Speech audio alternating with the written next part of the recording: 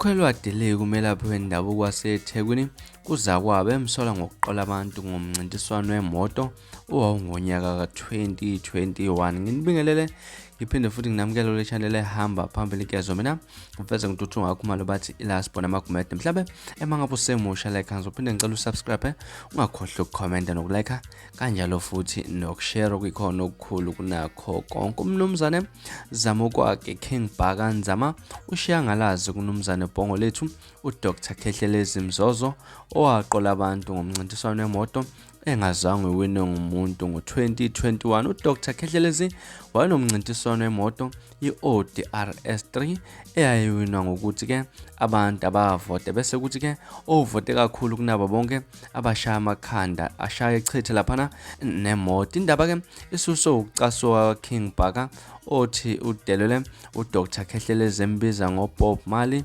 ekhuluma uKingBhaka uthe imoto ke okuthiwa yawina ayikaze iwine ngumuntu futhi ke alikho igarage okwathenga kulona le moto.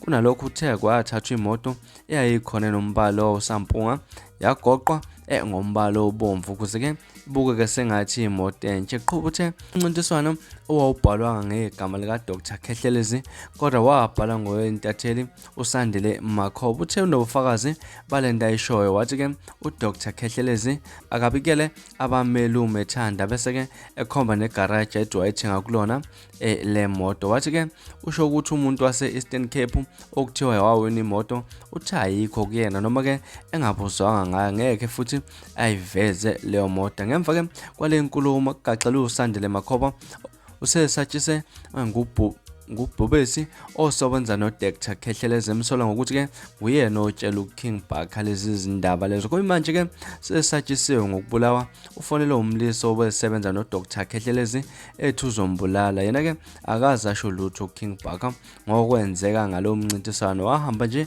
kuKhehlelezi ngonyaka ka-2021 futhi bangaxabene kanti ke nomncintiswano wakhe wamsingathela wona ngendlela ekahle wathola yonke imali yakhe kwaphela kanjalo. Kumxakayo ukuthi ke uKingBhaka ushilo ukuthi lento ayishoyo uyithola esigodleni sakhe. Yena ke angendawo kuyona kuchaza uMakhoba uthe udaba selifake nommeli wakhe ozovula necala njengoba ke esesatshise ngokubulawa isoleza ngesonto nalo linalizi eliqoshwe uMakhoba esatshisayo lomlisa emchapha ngayo yonke inhlambe emthembisa nokuthi ke uzombamba ezaveza nokuthi ke bazovala umcimbi kaMakhoba esula umlomo ngolesibili. Thinta lapha uDr Khehlelezi uthi akamazi uBhaka futhi akakuzwanga akusho ngaye akafuni ke nokwazi ukuthi utheni ngaye.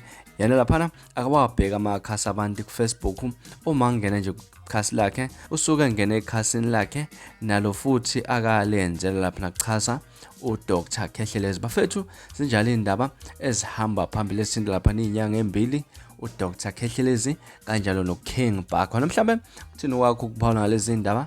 Hlala phana comment section kungixoxele kabanzi ukuthi wena luthini lwakho uva ngalolu daba. Ngilasiboni sengiphuma kanjalo ngiyakuthembisa ukuthi ngiyabuya futhi kuvideo elandelayo ngesikhathi esilandelayo. Kwakho ukusubscribe nibe nosuku lomnandi ngithanda kakhulu.